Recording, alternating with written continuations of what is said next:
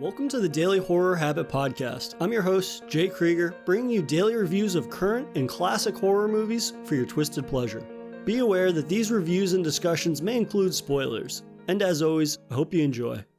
If you're anything like me, you like your creature features chock full of creature carnage, whether it be a fictional creature like the graboids from Tremors, or more grounded ones such as the gators in Crawl. The creature feature scratches a primal itch, man attempting to overcome nature, often failing to do so.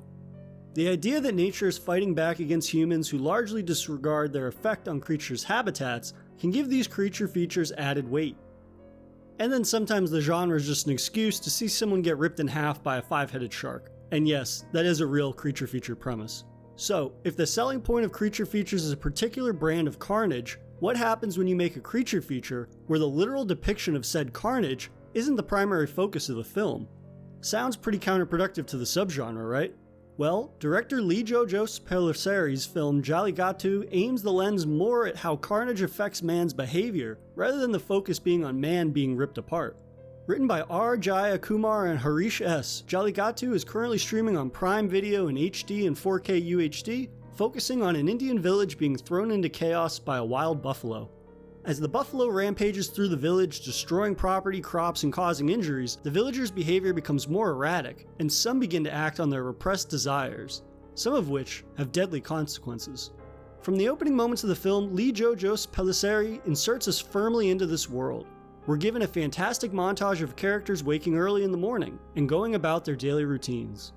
Some sharpen their butcher's knives, some head to market, some slaughter an ox, some begin cooking, and some indulge in alcohol.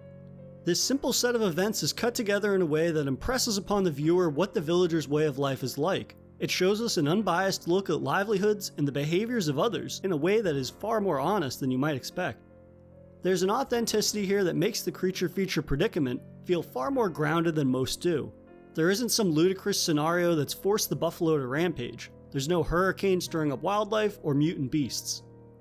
Its rampaging is a result of man's own greed, and we aren't allowed to forget it for a second. While there are several instances of the buffalo goring or knocking over villagers, again, this isn't really the purpose of the film. If you're looking for a traditional creature feature, this likely will not scratch that itch. Rather, it's the way in which the event of the rampaging buffalo flips a switch in the mentality of men, causing them to put pleasantries and civility behind them in the face of mob mentality and pursuing self-interests. It's the way in which this mob mentality slowly begins to spread, and gradually, the actions of others become more and more self-involved. While there's a wide swath of characters, we're given enough context and history between each of them that we never feel we become lost or confused within the inner workings of the village. We understand why each character engages in their own self-interests when the opportunity arises, given the action will largely go unnoticed during the chaos the village is plunged into. As the plight of catching the buffalo causes villagers to grow increasingly desperate and angry, we see how more susceptible people are to lash out at one another. If a person in a crowd shouts that you are responsible for something that's happening, perhaps the entire crowd will believe them and instantly target you. The film is frightening in its portraying of judge, jury, and executioner mentality of mobs in a time of crisis. And now for a brief intermission. If you've been enjoying this episode of Daily Horror Habit, please take a moment to subscribe to the show on your preferred streaming platform or leave us a review on iTunes. And thank you for your continued support, and I hope you enjoy the remainder of today's horrifying episode. But it's the way in which the film creates smaller narratives along the way, which is really a testament to the multi-layered writing. Whether it's a girl attempting to run away the night before her wedding, or a villager telling a bank teller, "Write off my house's mortgage as I'm the only one who can save you from the buffalo," the gambit of self-interests is really quite immense. What facilitates these numerous story beats is the film's tight editing and pacing. And at just 91 minutes long, Jallikattu is as brisk as it is pristinely crafted in conveying its world, characters, and social commentary. I can't understate the effectiveness of cinematographer Girish Gangadharan's lens with which he captures the film's world. From capturing the lush wilderness to village city center, we're never allowed to lose sight of where the story is unfolding within.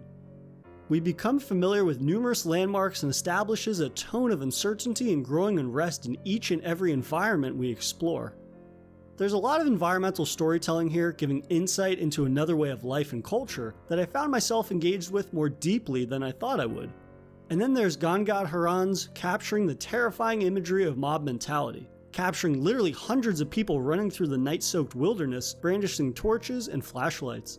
We see this particular scene unfold from the bottom of a hill, and even though the mob's target is the buffalo, we the viewer feel the anxiety and terror of the titular creature, another strength of the film I was not prepared for. In regard to the film's handful of creature feature carnage moments, action choreographer Supreme Sundar ensures that each instance the chaos and fear of the villagers are subjected to hits like a ton of bricks. When paired with the claustrophobic confines of dense forests and buildings, makes for a palpable tension that is unlike most creature features clear-cut carnage often is.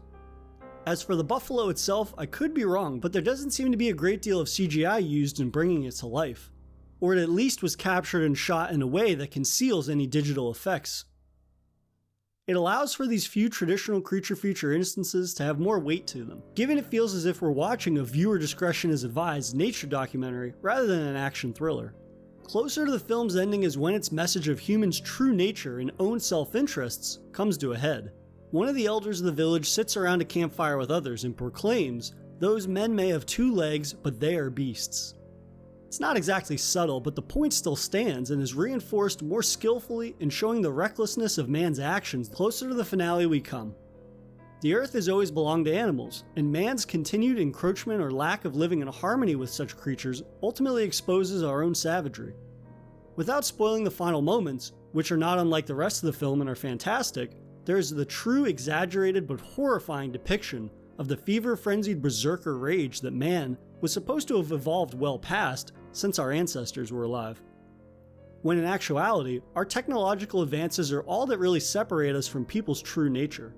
If you couldn't tell, Jallikattu was a sleeper hit for me, and it's no surprise that it's been nominated for India's 2020 Oscar season. It's an unconventional creature feature with a more human lens and a terrific cinematic achievement, so be sure to check it out while it's streaming on Prime Video. And that'll do it for another episode of Daily Horror Habit. I'll see you guys tomorrow for another Daily Horror movie review.